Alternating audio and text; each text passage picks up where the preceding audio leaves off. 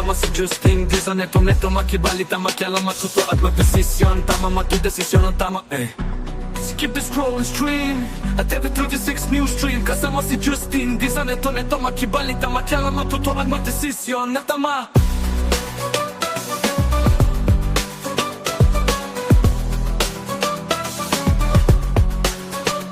The scroll and stream at TV36 News Stream. Kasama si Justin Di sa neto makibalita, makialam, matuto at magdesisyon na tama, matudesisyon na tama.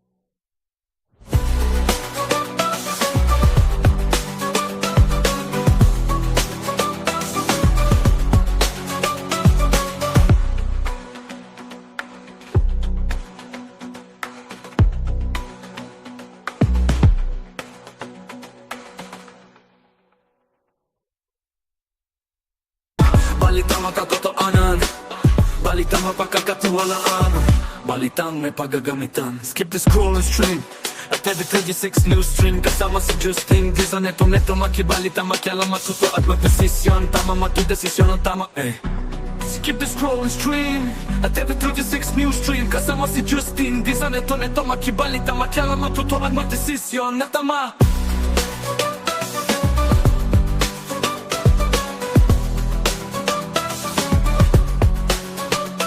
The scroll and stream at TV36 News Stream. Kasama si Justin Di sa neto makibalita, makialam, matuto at magdesisyon na tama, matudesisyon na tama.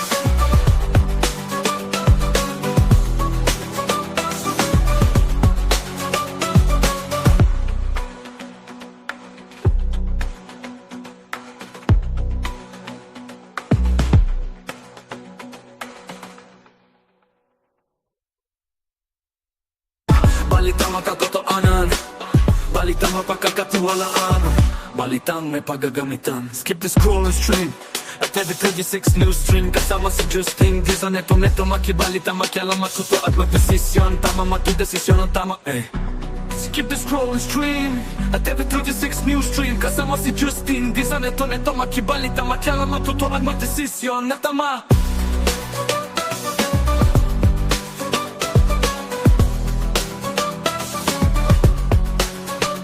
The scroll and stream at TV36 News Stream. Kasama si Justin Di sa neto makibalita, makialam, matuto at magdesisyon na tama, matudesisyon na tama.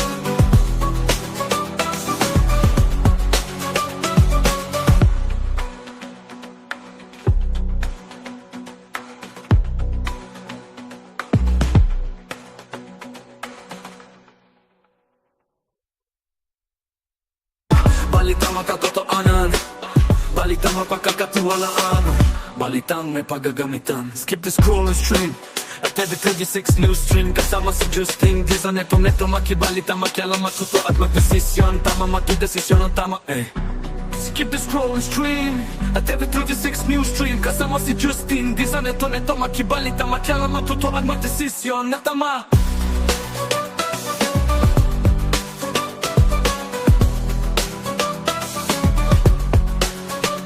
The scroll and stream at TV36 News Stream. Kasama si Justin Di sa neto makibalita, makialam, matuto at magdesisyon na tama, matudesisyon na tama.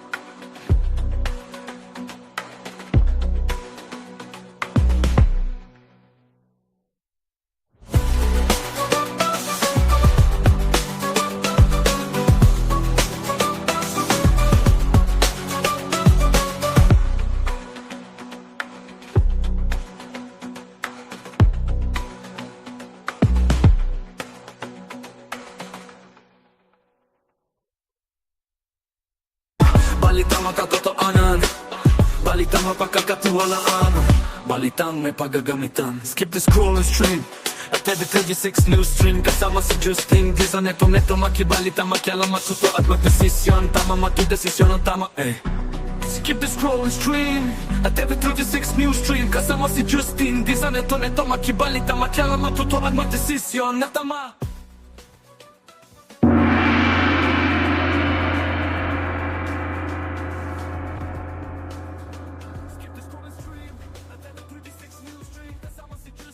Ayan, may gong, di ba? Isang magandang umaga ho sa inyo mga kabalen at welcome sa inyong paboritong programa tuwing alas 10 ng umaga. Ito po ang CLTV 36 News Team.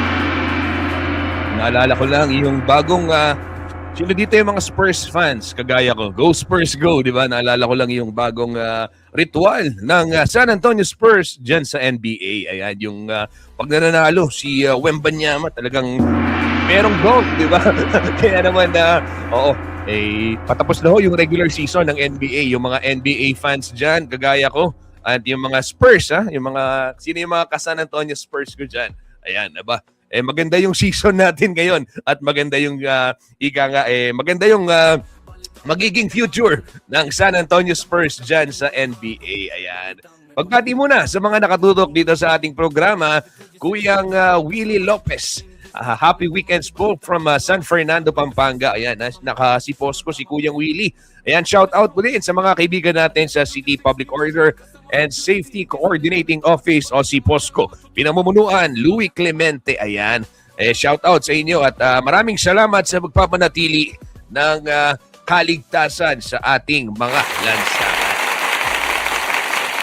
Yan hong inyong nakikita live traffic situation sa may syudad ho ng San Fernando ngayong araw ho ng Biyernes. Ayan. Kumusta kayo po? Eto, maagang nakatutok din sa ating programa si Angelo Redaha watching from Malolos City, Bulacan. Ayan, pagbati rin sa mga taga Malolos. Maraming salamat sa inyong pagtutok dito sa ating programang Newsstream. Kumusta, Angelo? Anong plano mo ngayong weekend? Ayan, mainit ho yung panahon at pero may kagabi dito ho sa Angeles City, umulan kagabi. Oo. Gawa nga ng matinding init ng panahon niyan, ano? Maya alamin natin yung magiging taya ng panahon ngayong weekend, Saturday, Sunday, malaman natin mula sa Pag-asa. Ano ho yung mga plano ninyo ngayong weekend? May mga babiyahe ba?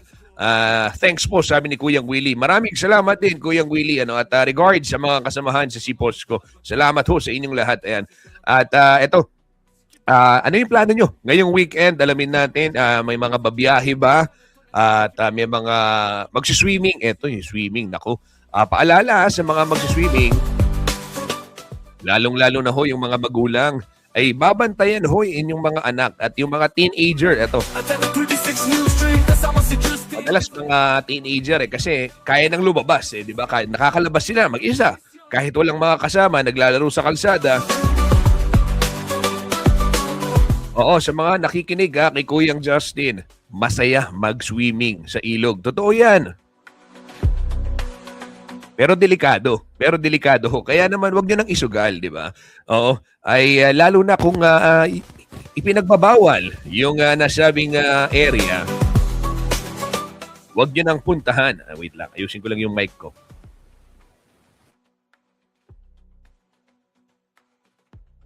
Ayan. Okay na.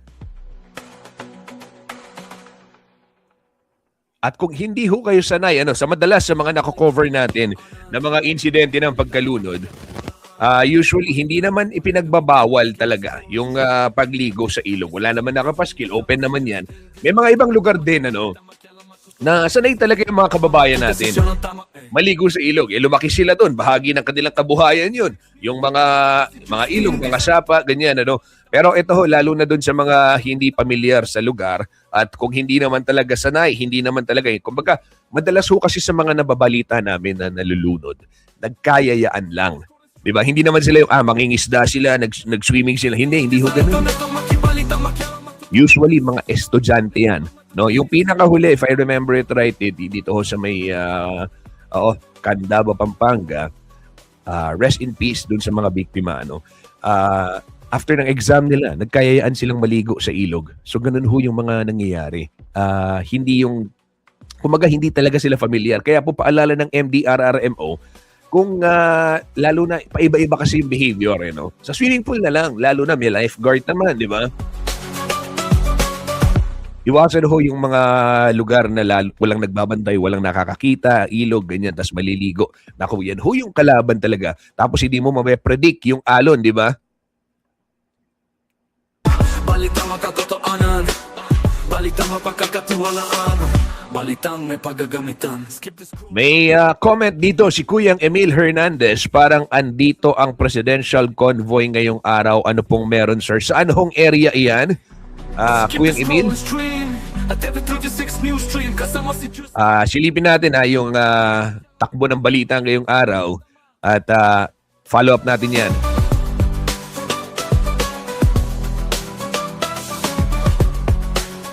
Pagbati rin kay Kenneth Hipolito ng Lourdes, Pampanga. Ayan, maraming salamat sa inyong pagtutok dito sa Newsstream.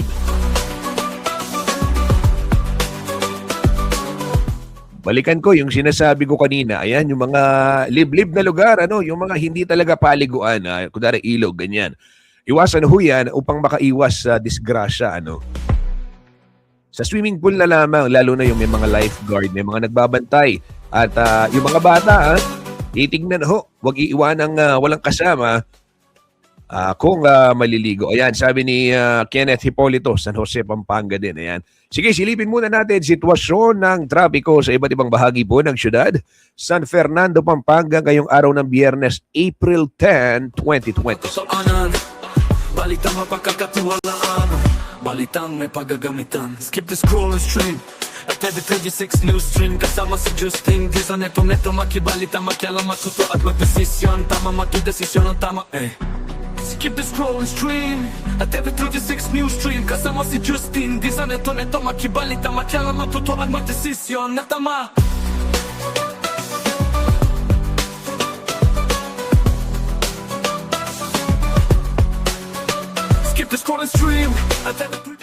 Sa mga babiyahe po ngayong araw ng Biyernes, ito yung aasahan ninyong sitwasyon sa iba't ibang bahagi ng mga kalsada o yung partikular MacArthur Highway at iba pang portion ng syudad San Fernando.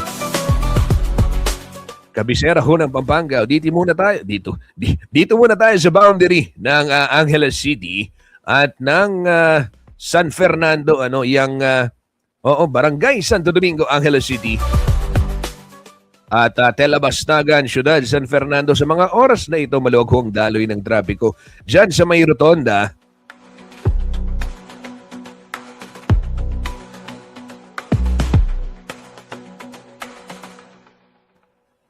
Pero eto, napapansin pa din natin hanggang ngayon nananatiling harang pa din maliit yung sidewalk diyan sa portion na yan. Kasama si Justin Dizan, neto makibalita, makialam, matuto at magdesisyon. Tama, magdesisyon ang tama, Opo, anong tinutukoy natin? Ito hong section ng Santo Domingo, Angeles City at yung boundary Telabastagan, di ba may arko dyan? Yung welcome to Angeles. Napakaliit ho ng sidewalk, di ba? Lalo na ngayong maraming mga naglalakad, maraming commuter, hindi nagdadala ng sariling sasakyan, and even yung mga talaga walang choice kundi mag-commute, Matagal na hong naireklamo yan. Araw-araw ho silang nakikipagsapalaran at napapansin natin, patuloy pa din, yung totoo yun, yung sapalaran ng mga pedestrian dyan sa area na yan. Dahil pansinin ho ninyo, yung arko ng Angeles, kinakain niya yung sidewalk. So, kung ikaw naglalakad dyan, sakto ka lang makakadaan. Kung magkakasalubong kayo, yung ibang pedestrian, asahan ninyo, dadaan na sila ng kalsada. Oo, usually dun sa bike lane na sila dadaan. So yung bike lane, a-adjust yung mga nagbibisikleta, mapupunta sa gitna, etc. So ganun ho yung nangyayari. Sana makita, sana ma-actionan. Dito naman sa may portion ng Panings, dito muna tayo sa may going to Phil-Am Friendship Highway, going to Clark, Pampanga. Ayan, light traffic sa mga oras na ito. Malawag din ho ang sitwasyon sa may Holy Angel Village going to Superl. Ganyan din sa may Baliti intersection. Light traffic din dyan sa may Sindalan sa mga oras na ito. At dyan ho sa may Del Rosario, intersection Justin, di sa neto makibalita makialam. ay maluwag din ang daloy ng trapiko. Konting habaan nyo lang yung inyong pasensya. Pag nandyan kayo sa may Del Rosario, 3 minuto yung traffic light. Skip the scroll and stream. Pero sundin ho yung batas trapiko. At etong nakikita niyo may nag-u-turn, naka-go dyan sa may dyan sa may anong tawag dito? Sakop Maimpis. Naku, naka-go. Baduy. Nakita niyo yun. Nahuli ng CCTV camera, di ba? Hindi yun pwede mag-left kasi nagkakasalubong sila doon, no? Ay, ano yun, no? Yan ho, sumunod ho tayo sa batas trapiko. May mga CCTV nakikita, tapos hindi susundan, di ba? Ito naman, sa may St. Jude, ayan, nakikita natin, merong overflow minsan, madalas, hindi lang minsan. Yung, kunwari, lalo na kung pula na o yellow na yung traffic light, tapos tatawid ka patungong San Fernando, yung sa may intersection, o sa may MacArthur, ayan, habulin mo. Nagkaka-overflow po, minsan nagkakasaliwa-saliwa sila sa may intersection. Again, sundan ho yung batas trapiko. Light traffic ho tayo dito sa may St. Jude intersection, yung patungong Lasatin Boulevard. Maluwag din ho ang daloy ng trapiko Makibalita makialam. dito ho sa may Makabakle, Dolores. May kaunting antayan lamang, but light to moderate traffic sa mga oras na ito. Light traffic din sa may Barosa at dyan sa may portion naman ng City Hall, Ciudad San Fernando. Abay, maluwag din ang daloy ng trapiko. Desisyon na tama.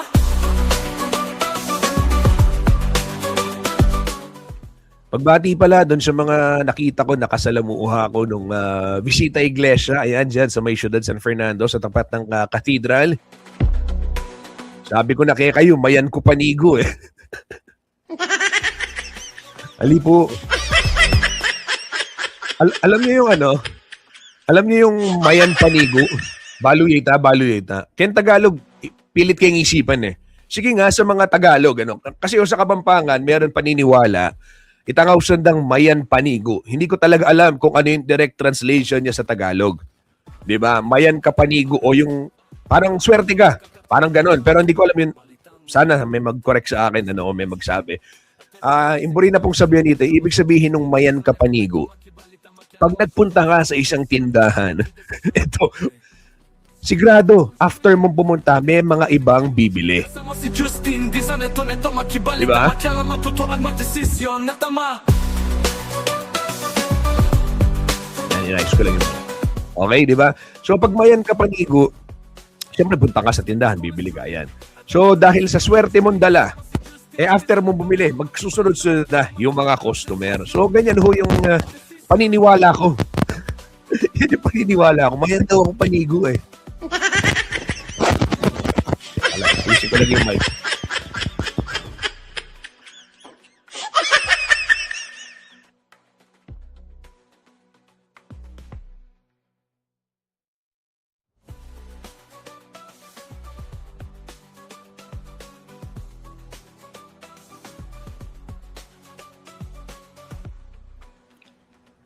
Sound. Okay? Okay, balik tayo. Sinasabi nila, ayun, mayan ka panigo, di ba? So, sino dito yung mga mayan panigo? Ito. Kaya naman, nung bumili ako doon sa may isang tindahan na nagbebenta ng sugar cane juice na masarap. Ayan, Fernando yan, ha? Di sa neto makibalita makialam. Matutuan. Oo. Sinabi ko, mayan ko panigo. Diyos ko, pabalikan daw ako kinabukasan. Sabi na ako, malyari kang magbalik, alas 8 ni nga bak bukas. Yan. Diba? So, dahil po doon, bigla ako naisip, baka pwede ako magkaroon ng mayan panigo on-call service. Skip the scroll and stream. At 36 news stream. Kasama si Diba? So, ibubuk nyo yung service ko.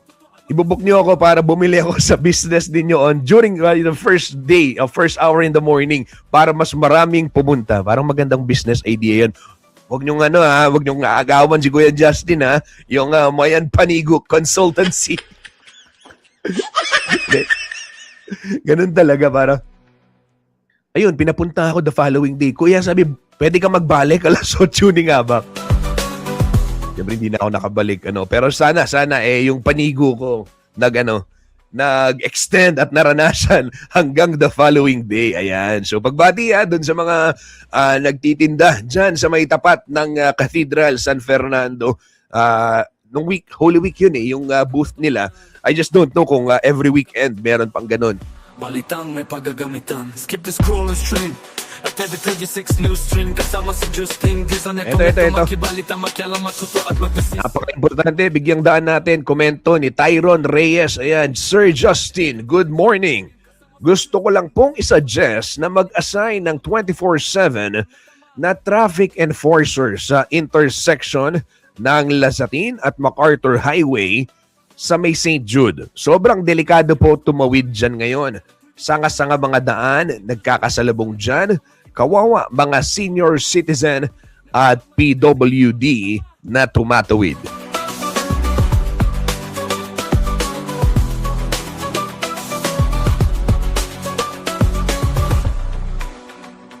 Yan ho mga kabalen, mga karehiyon, komento ng ating isang kababayan, si Tyron Reyes. Ito, meron siyang sinasabi, kung pwede daw mag-suggest, Kuyang Louie Clemente, si Posco, ayan, si Kuyang Willie nanonood kanina, baka pwedeng pakibanggit. Kung pwede daw mag-assign ng traffic enforcer sa intersection ng Lazatin Boulevard at MacArthur Highway dyan sa may St. Jude traffic area. Ginagawa ho kasi ngayon yung tulay, yung overdose bridge na bahagi po ng North-South Commuter Railway, yung Clark Face, yung Malolos Clark Face. Skip the scroll and stream. At every 36 Alam mo, totoo ito. Napansin ko din, talagang napakahirap. Of course, during the morning hanggang gabi, may mga enforcer na naka-deploy dyan, naka-assign dyan. But yung madaling araw, gabi, hating gabi, yun yung wala nga. At aalamin natin, sige, ipapaabot natin to sa mga kinaukulan. Kuyang Tyron, maraming salamat sa iyong mungkahi. Screenshot ko to and then papadala ko sa sipos ko kung sakaling masagot din nila at ano yung pwedeng tugon kaugnay ng nasabing concern.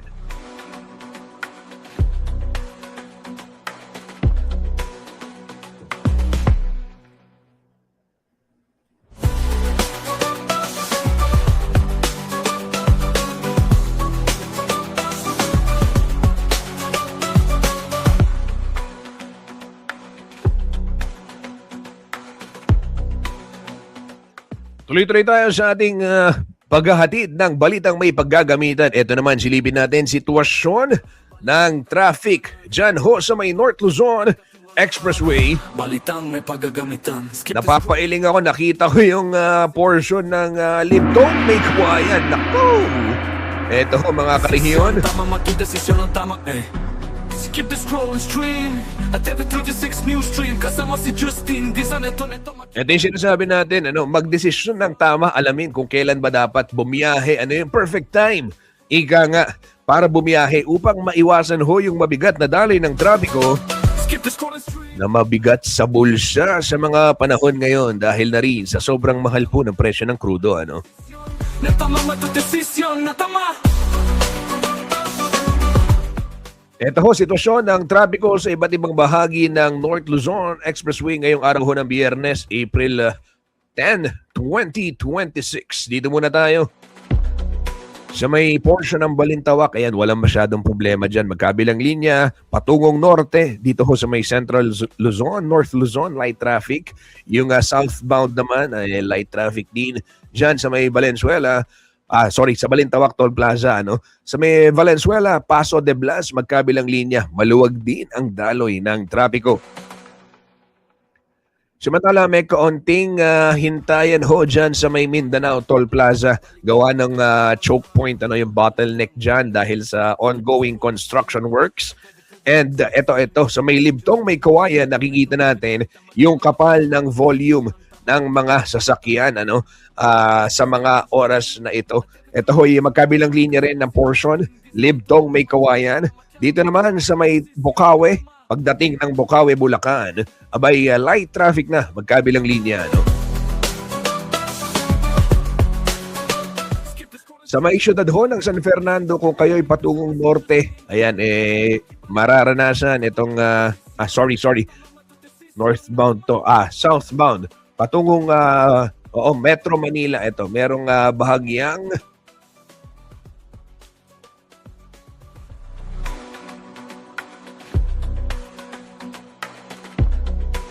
may maraming volume ng mga sasakyan, bahagyang kapal ng volume ho ng mga sasakyan sa mga oras na ito, but light traffic pa din dyan ho sa may portion ng siyudad San Fernando.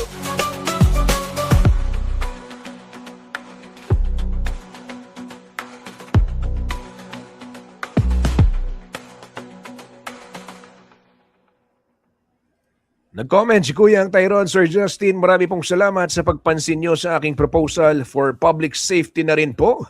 More power po sa inyo at sa buong CLTV 36 executives and staff. Ayan. Maraming salamat din, Kuyang Tyrone, sa pagtitiwala ho sa amin. At syempre, ito hong CLTV 36, para ho sa inyo, para kay Katamoy Pwede, Kapampangan ng pong dito ho sa Central Luzon. Ito'y ating istasyon. Kaya patuloy lamang din ho kayo sa papadala ng inyong mga mungkahi, opinyon, kuro-kuro sa loobin ukol ho sa iba't ibang sitwasyon, usapin dito sa ating bayan. Ika nga, ito'y sarili nyong espasyo. Safe space, kumbaga. At ito maganda nga mapag-usapan din talaga dahil lahat tayo dito apektado sa sitwasyon ng kalsada. Mahirap ka, mayaman ka, nagko-commute ka, nagdadala ka ng sasakyan, di ba? Pero aminin natin, lagi hong nahihirapan yung mga commuter, di ba? Mas mahirap ang sitwasyon, lalo na ng mga pedestrian.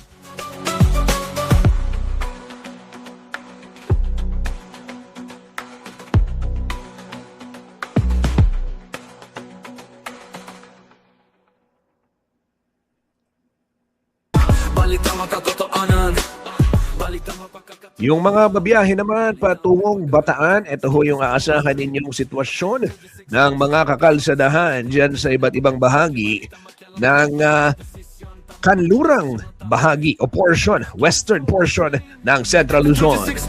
Kasama si Justin, di sa neto makibalita, makialam matutuan madesisyon na tama. Dito muna ho tayo sa may area ng Pampanga at Hermosa boundary. Light traffic. Layak, Balanga bound. Light traffic din sa mga oras na ito. SC-Tex sa Hermosa. Maluwag ho ang sitwasyon dyan sa may rotonda ng Balanga. Light traffic din. Abukay, light traffic din. Paalala ho sa mga motorista. Mahigpit na ipinatutupad yung speed limit dyan sa lalawigan ho ng Bataan. Gawa ng madalas ho yung disgrasya no? So para ho makaiwas, sumunod na lamang tayo doon sa itinakda ng mga kinaukulan. Yung mga pribadong sasakyan, 80 ho, yung mga pwedeng takbo. Yung PUV naman, 70. Habang yung mga motorsiklo, 60 lamang. At yung mga malalaking truck at van, hanggang 50 ka lang, kaibigan. Balitang makatotoanan, balitang mapagkakatiwalaan, balitang may paggagamitan. Skip the scroll and stream at every 36. Ito, nakatutok na sa ating programa, Kuyang Cesar Montana. Maraming salamat. And ginatay ko si Kuyang Cesar at saka si Noel Cleofe. Maraming salamat po sa Jed's Island Resort. Ayan, suki rin ng CLTV ang Jed's, di ba? Maraming salamat, Noel Cleofe, sa araw-araw mong pagtutok. Ayan. At syempre, si Roald Gonzalo. Good morning, Justin Dizon. Sabi ni Kuyang Roald, isang magandang umaga, Kuyang Roald Gonzalo. Maraming salamat sa pagtutok dito sa CLTV 36 Newsstream. Sabi ni Kuyang Tyrone, shout out po sa mga taga-Bagna, Malolos, kina Kuya Boyet ng San Juan at Atlag. Ayan, happy viewing sa mga taga-Bagna, Malolos, Kuya Boyet ng San Juan at Atlag. Ayan. Maraming salamat po.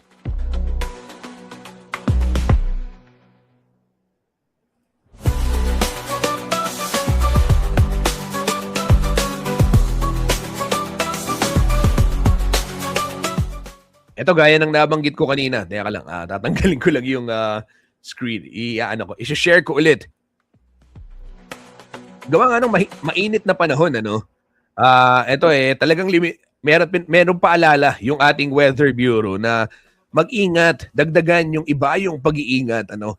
Dito ho sa matinding init ng panahon, posibleng maranasan din yung Minsan epekto. neto makibalita, makialam, matuto at magdesisyon. Tama, magdesisyon ang tama Dito ho sa Pampanga, relatively, hindi pa ganon. Kung ikukumpara dun sa mga ibang lugar dito sa ating bansa. Kasi, Desisyon na tama. totoo to, sa monitoring ho natin, hindi pa, at least this year, hindi pa tayo umabot ng 40. Sana wag. Hindi pa tayo. Kasi may mga ibang lugar nagfa-42, 43 na. Yan medyo Kasama si Justin, di sa neto mapali po yan, malisangan ng malisangan. na tama, matudesisyon na tama. Ito, balita muna tayo sa Weather Bureau Pag-asa.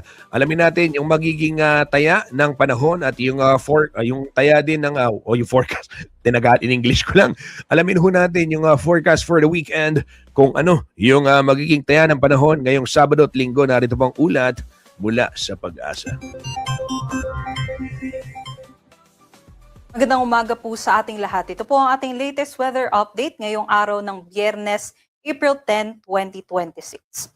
Ngayong araw may binabantayan nga po tayo na bagyo na nasa labas pa ng ating Philippine Area of Responsibility at hindi pa naman nakakaapekto sa ating bansa. Mas lumakas pa po ito kagabi ng alas 8 at naging tropical storm category pa nga at may international name na Sinlaku.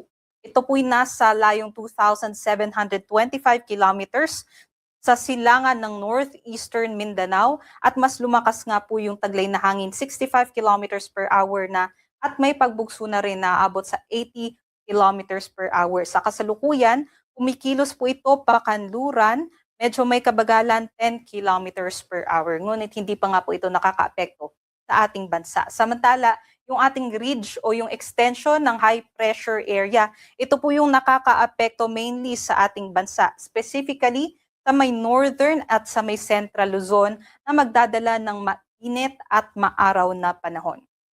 Para sa pagtaya ng ating panahon ngayong araw, magiging mainit, maaraw at mababa din yung tsansa ng mga pag-ulan sa may northern at sa may central Luzon. Ngunit sa ibang parte naman po ng ating bansa, maaari po tayong makaranas din ng mga isolated rain showers o yung mga localized thunderstorms o yung mga panandaliang buhos lamang ng mga pag-ulan. Ngunit generally po ay magiging maaraw at maalinsangan kaya't magdala po tayo ng payong at tubig para iwas dehydration. Ito naman po yung ating mga agwat ng temperatura. Pinakamataas po yung ating temperature dito sa may Tuguegarao 25 to 37 degrees Celsius. Samantala sa Metro Manila din, mataas po yung ating temperatura 21 to 35. Aabot naman hanggang 33 degrees Celsius sa may Tagaytay, Lawag at sa may Legazpi, habang dito naman po sa may Baguio ay posible between 16 to 26 degrees Celsius naman po ang temperatura. Dumako naman po tayo sa may Palawan, Visayas at Mindanao kung saan nga ay magiging mainit pa rin naman ang ating panahon na may tsansa ng mga localized thunderstorms. Ito naman po yung ating mga agwat ng temperatura. Pinakamataas naman po dito sa may Zamboanga, Davao at sa may Puerto Princesa na maaari pong umabot hanggang 34 degrees Celsius ang maximum temperature. Samantala hanggang 33 degrees Celsius naman sa may Kalayaan Islands at dito man sa Iloilo at Cebu 26 to 32 at sa may Tacloban at Cagayan de Oro naman ay 25 to 31 degrees Celsius naman po. Although ito pong mga agwat ng temperatura ay air temperature pa lamang po ito or temperatura ng hangin. Iba pa po yung damang init o yung heat index na pinagsamang epekto ng init ng hangin at nung halumigmig o moisture sa hangin natin. Kahapon nga, April 9, nakapagtala tayo ng aabot sa danger levels na heat index. Dito sa Metro Manila, between 38 to 39 degrees Celsius po ang naitala na heat index, which is nasa extreme caution category na po yan. Danger level po, 43 degrees Celsius naman sa may Catarman, Northern Samar, at 42 degrees Celsius naman dito sa may Dumangas, Iloilo, Cotabato City, Maguindanao, at sa may Zamboanga City, Zamboanga del Sur. So ito nga pong danger level ay maaari nga pong makapagdulot na ng heat cramps, heat exhaustion, and in worst cases, ay heat stroke kung magbabad po tayo sa init ng araw, lalong-lalo na sa tanghali at sa hapon. Ito naman po yung ating forecast na heat index para ngayong araw sa Friday sa Metro Manila, 37 to 38 degrees Celsius. Bahagya naman pong bumaba. Although ito po nasa extreme caution levels pa rin. Ngunit sa kaparehas pa rin po na lugar ay aabot pa rin po sa danger levels.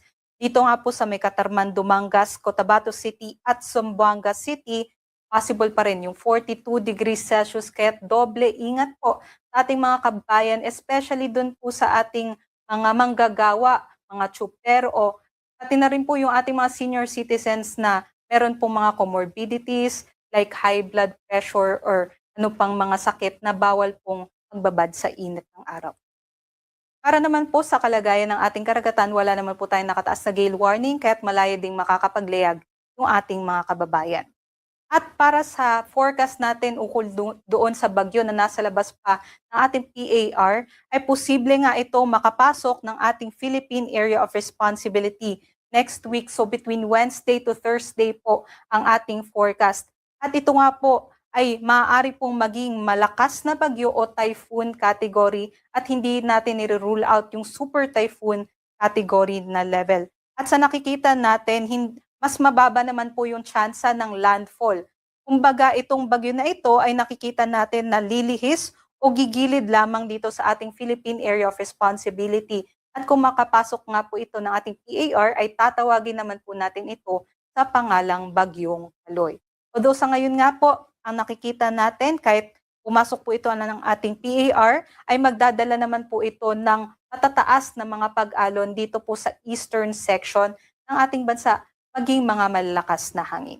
Ngunit itong senaryo na ito, posible pa rin pong magbago kaya't manatili po tayong nakatutok sa mga updates ng Pag-asa.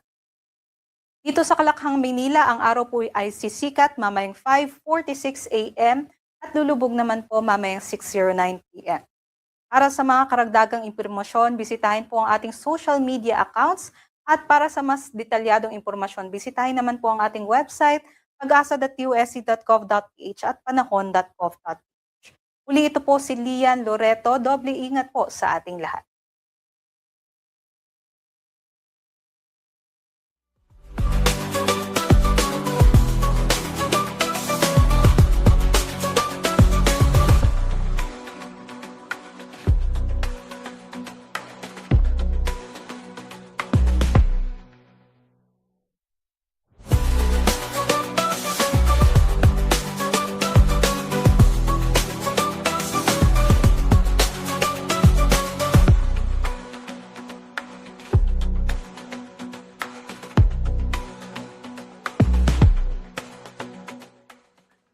Isang takbuhan, isang komunidad, isang layunin, Clark One Big Run 2026 na. Kabalen, Karehiyon, makisaya at makitakbo kasama ang Ateneo Pampanga Student and Alumni Association at Clark City Marathon ngayong May 3, araw huyan ng linggo sa PhilInvest Mimosa Plus Clark, Pampanga.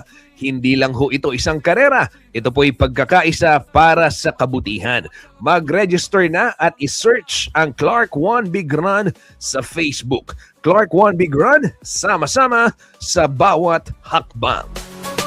Skip the scroll and stream at the 36 news stream. Kasama si Justin, di sa neto makibalita, makialam, magtuto at magdesisyon. Natama matudesisyon, natama.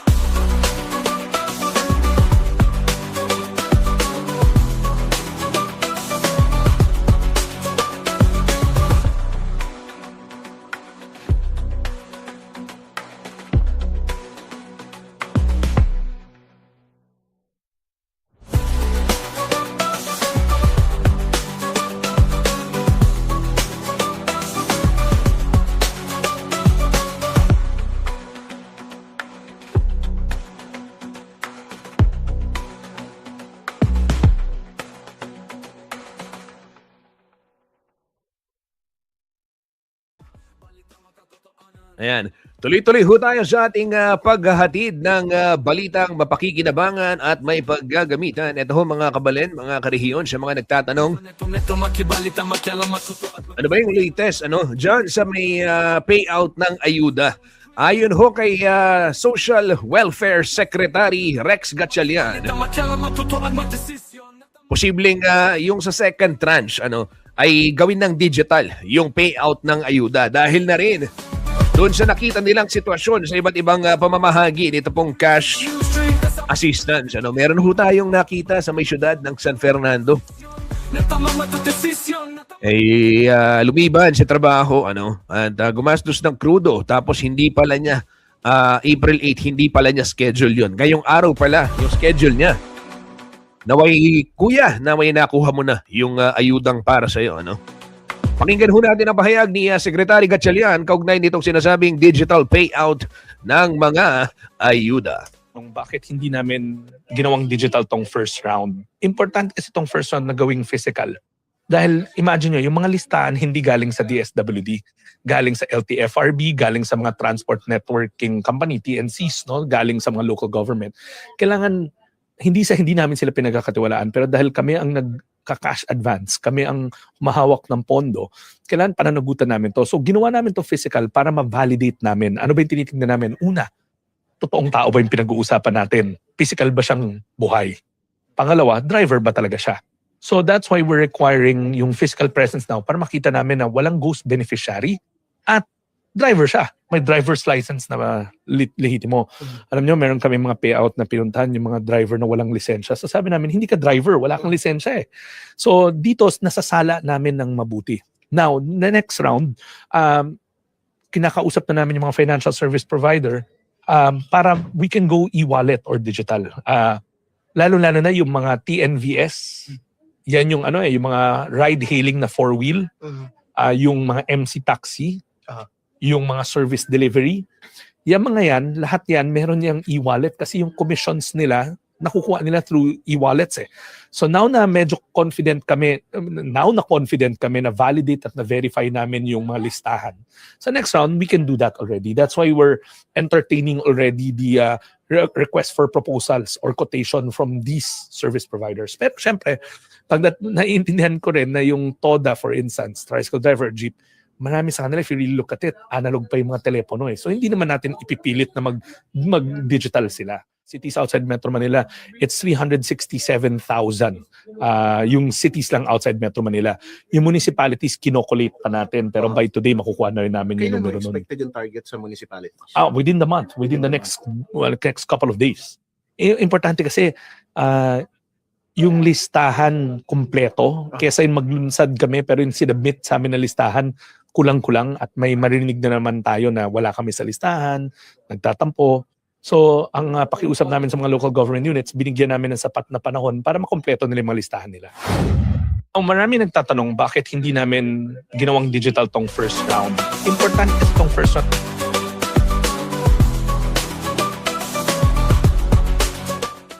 Inyong narinig ang tinig ni Secretary Rex Gatchalian kaugnay ho nitong payout sa ayuda, yung sinasabing gagawing digital na. Ito po'y pinag-aaralan ng DSWD. Ito, may nag-comment, batiin lang natin si Marie Tiffany Hover. Sabi niya, good morning from Iloilo City. Kumusta kayo, Pampanga? Ayan. At binabati niya si Daniela Sanggalang. Ayan, house from Angeles City. Ayan, kaya samahan natin sa media to. At binabati rin niya, ayan, yung mga taga Pampanga. Ayan, Marie Tiffany Hover, maraming salamat sa pagtutok.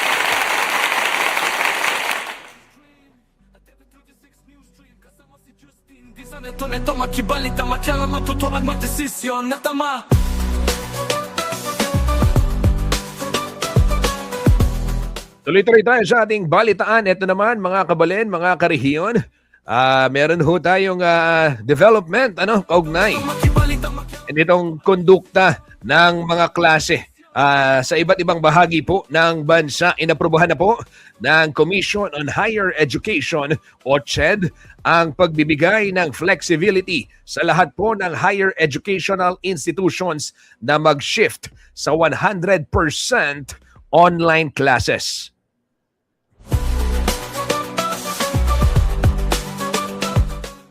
Ayon ho kay CHED Chairperson Shirley Agrupis. Bahagi ito ng kanilang Academic Sustainability Plan at nakabatay sa mga flexible learning rules na ginamit noong COVID-19 pandemic. Target umano ng pulisiya na bawasan ang gastos ng mga estudyante at guro sa pamasahe at kuryente na apektado rin ng kasalukuyang energy crisis dulot ho ng hidwaan dyan sa Middle East. Tama si Justin, di sa neto makibalita, makialam, matuto at magdesisyon. Tama magdesisyon ang tama. Pinayuhan naman ng komisyon ang mga paaralan na tiyaking may sapat na IT infrastructure at handa ang mga guro sa digital teaching bago isagawa ang full online setup. Nilinaw rin ng CHED na hindi otomatikong ituturing na accredited sa Online Distance Education Learning o ODEL framework ang mga kolehiyo at universidad na magpapatupad po ng full online classes. May mga kinakailangang proseso at pamantayan pa raw para formal na tawaging ito bilang pure distance learning provider. Ayon ho sa CHED, bagamat pansamantala lang ang hakbang na ito bilang tugon sa kasalukuyang krisis, pwede pa rin itong ipagpatuloy sa mga susunod na academic year.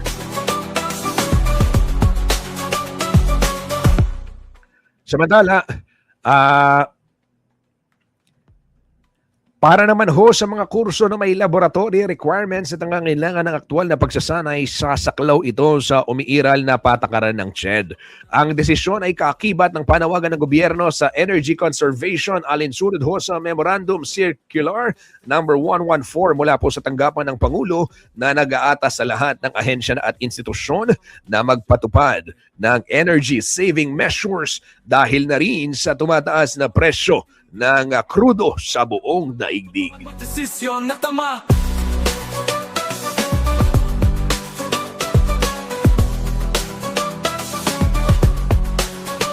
Skip the scroll and stream at the 36 news stream. Kasama si Justin, di sa neto makibalita, makialam, matuto at magdesisyon na tama, magdesisyon na tama. Isang takbuhan, isang komunidad, isang layunin, Clark One Big Run 2026 na. Makisaya at makitakbo kasama po ang Ateneo Pampanga Student and Alumni Association at Clark City Marathon ngayong May 3, Linggo sa Philinvest Mimosa Plus, Clark, Pampanga. Hindi lamang ito isang karera. Ito po ay pagkakaisa para sa kabutihan. Mag-register na. I-search ang Clark One Big Run sa Facebook. Clark One Big Run, sama-sama sa bawat hakbang.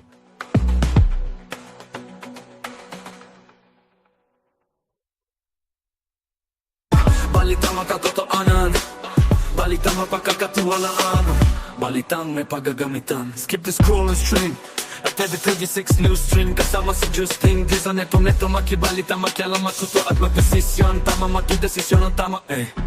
Skip the scroll and stream at every 36 news stream. Kasama si Justin, di sa neto makibalita, makialam, matuto at magdesisyon na tama. Sa iba hong balita, ito mga karihiyon, at merong napuslit na, o itinangkang ipuslit na droga dyan ho sa may Clark, Pampanga, at nabisto ito ng mga otoridad, nagkakahalaga ng 30 million pesos. Natama, matudesisyon, natama. Patay ho sa inilabas na anunsyo ng NBI, idineklara bilang solar cables ang mga kargamento na naglalaman ng 6,000 grams ng ketamine. Galing umano ang package sa the Netherlands at lumapag sa Clark noong April 1. Nakatakda sana itong i-deliver dyan ho sa may isang individual na nakakonsign sa Pasig City.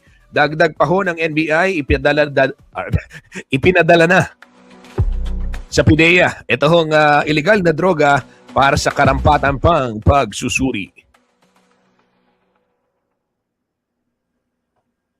Balitang makatotoanan, balitang mapagkakatiwalaan, balitang may paggagamitan. Skip the scroll and stream at every 36 news stream. Kasama si Justin, di sa neto makibalita, makialam, matuto at magdesisyon. Tama, magdesisyon ang tama. Skip the scroll and stream at every 36 news stream. Kasama si Justin, di sa neto makibalita, makialam, matuto at magdesisyon na tama.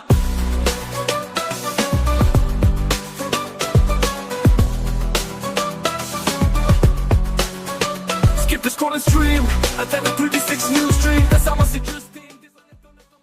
Isang takbuhan, isang komunidad, isang layunin, Clark One Big Run 2026 na. Makisaya at makitakbo kasamang Ateneo Pampanga Student and Alumni Association at Clark City Marathon. Ngayon pong May 3 yan, araw ng linggo, sa Philinvest Mimosa Plus, Clark, Pampanga. Hindi lang ito karera, ito po ay pagkakaisa para sa kabutihan. Mag-register na at isearch ang Clark One Big Run sa Facebook. Clark One Big Run, sama-sama sa bawat hakbang.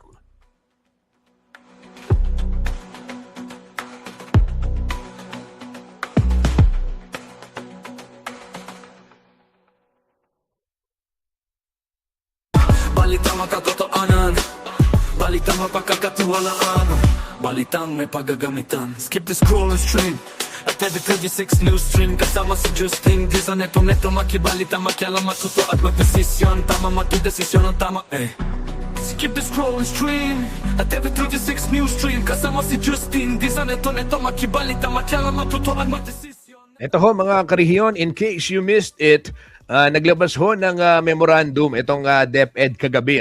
Ipinaskil na natin ito. Ito ho'y kaugnay ng pagpapatupad ng work from home arrangement tuwing Biyernes sa mga school-based personnel during the end of school year break. So meron hong work from home dahil bakasyon, di ba, end of school year. So yung mga school-based personnel ay pwede ho silang mag-work from home. Ilalagay ko sa link yung kopya ng memorandum para mabasa ninyo. Kung kailangan ma-save sa cellphone ay eto ho, lalo na dun sa mga kagawani ng DepEd. Eto, nandyan ho sa link yung memorandum ng DepEd.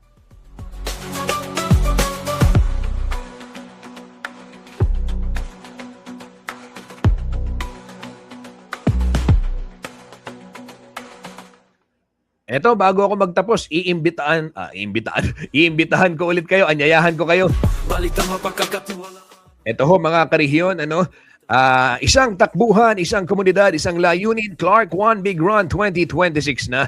Makisaya at makitakbo kasama ho yung Ateneo Pampanga Student and Alumni Association at Clark City Marathon. Ngayon pong May 3 yan, araw ng linggo sa Philinvest Mimosa Plus, Clark, Pampanga. Hindi lang ito karera, ito po ay pagkakaisa para sa kabutihan. Mag-register na at isearch ang Clark One Big Run sa Facebook. Clark One Big Run, sama-sama sa bawat hakbang. Matuto at magdesisyon na tama, magdesisyon na tama. Sa mga nagtatanong, ano ba yung pwedeng takbuhan sa darating na marathon?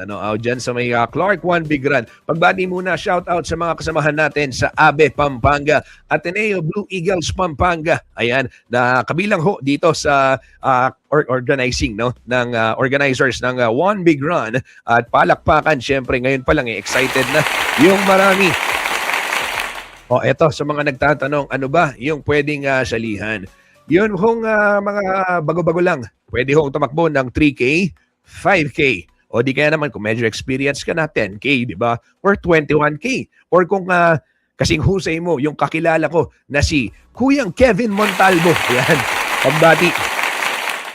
Kaya-kaya mo yung 42K. Ayan, di ba? Kaya-kaya yan. So, ito ho para sa lahat ng mga runners, sa mga beginners at doon sa mga seasoned runners na meron ho kayong pagpipilian. Kaya naman mag-register na, tatanggalin ko yung banner sa baba, scan nyo yung QR code para makapag-register and ililink ko din yung post dito sa ating live.